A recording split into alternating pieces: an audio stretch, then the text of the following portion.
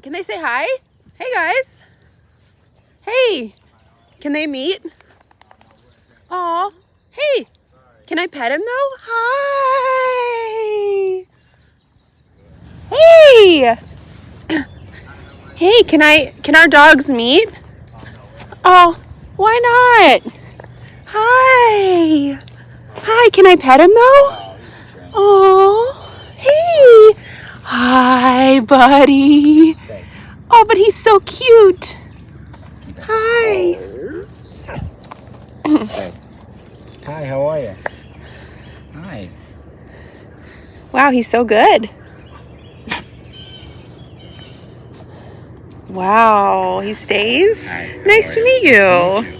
Look at him. Yeah, he's a good boy. Not like him. He's a goofus.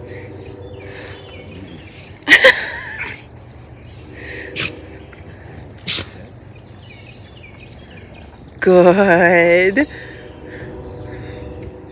He wanted to do the right thing. He just didn't know what that was. Oh, he's so pretty. Using his nose, sniffing at us from a distance. Oh, hi, can I pet him? Hey, hey. Oh.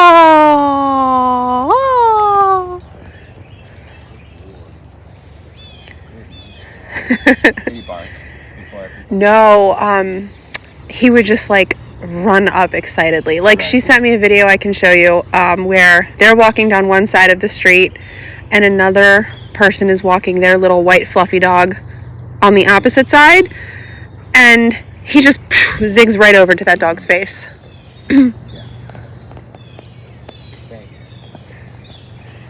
And this, it's really anything of interest. It's a dog, but it could also be a squirrel, it could be a cat, it could be a mouse, it could be a bird, it could be a Jellyfish. That was the issue at the beach. Jellyfish. It's anything that he has interest in. So what he's learning is, if you have interest in it, then I probably do too. And if you try to go up on something that I want, we're gonna. So we're entering it that way. Well, I did at first. So now he understands. By the time we get here, when I correct him for going up on you guys, and I tell him to stay, it's because I want the opportunity to decide what we do. So that way it generalizes to just all things that he might want. He'll see something he wants. This is literally how it works. They'll start to see things they want, stop themselves and look at you, and then you get to say no or yes, right? But also, the way we do it is we let him bump in the boundaries. So we let him make the mistake. We let him make the mistake so that he gets an aversive tie to the behavior, so he doesn't want to do that behavior anymore. So then he's not really anxious to do it. He doesn't really want to run up on dogs anymore. He doesn't want to run up on things anymore. So it's not really on his mind. So it's not like he's sitting there, I want to, but I'm not, because we allow him to make the mistake. If we ever see him really pushing, we're going to do setups, which is like, okay, he really does want to go after the dog. So let's do setups, which are completely set up that we have control over when the person walks by, but he thinks it's organic. He makes the mistake, he gets the correction. We recall him. We reset. We have the person go away so we can't see him, come back into sight, start walking by. If he reacts again that way, he gets to run up on them as many times as he needs to, but it only takes once or twice before they don't want to run up on the dog. And in that rep that you see the dog not wanting to run up on the dog, you say good, okay?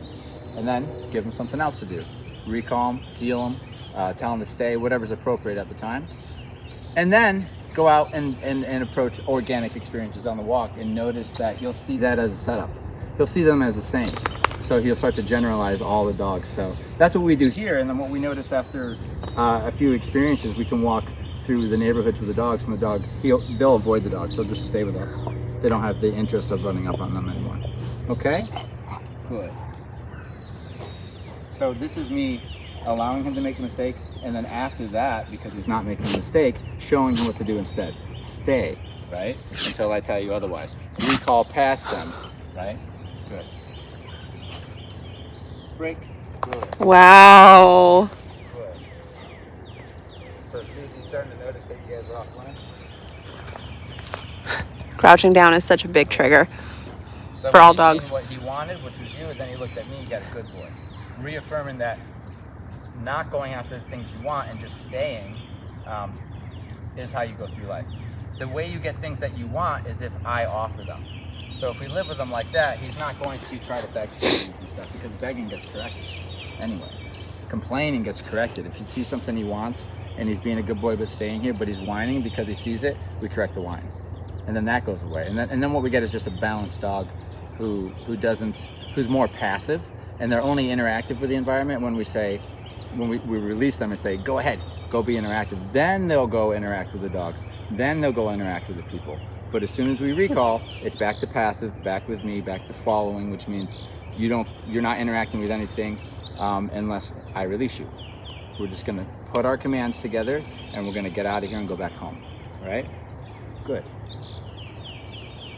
So look, so this is his first experience. Then we generalize it to the public, to the real world. Good. Come. Good boy. That's my guy. That's my good boy. Wow. What a good boy. Wow.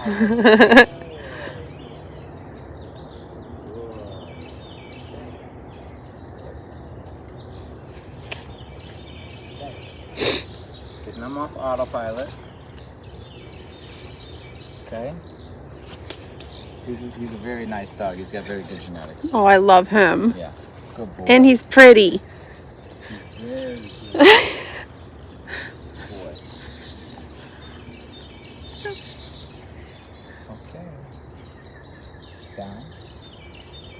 That's a good dog. Oh my gosh. Good dog. You notice I keep going back over to him to deliver the pet, and then I walk away again.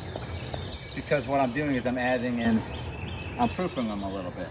I could be doing all this standing here, but it becomes easy really quick. And one of the hard things that you want to add in is stay and detach yourself from the stay, where you can be out in the environment walking around, and the dog just kind of stays centered. And you deliver to them, good. Either from a distance, just information, good boy, you're doing good, keep doing it. Or I can actually come up and do it. I'm not going to use food in this situation though, or something like that he's going to work for food or play or something, because that's going to get him antsy. We don't want antsy. So I haven't even introduced that, so it's not even on his mind. He's just doing it all from the relationship and the rules within it. So he feels more balanced. He's not, if he was working for something that he wanted, he would just be doing, can't wait to get up, right? So that becomes a handful when you go out in public. So we're using good boy saying I'm proud of you and pets. Good old-fashioned reinforcement.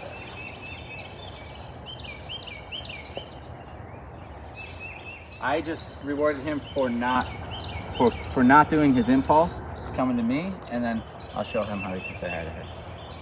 Break. Hi, buddy. Oh, you so cute. Look at that butt. What a. Yes.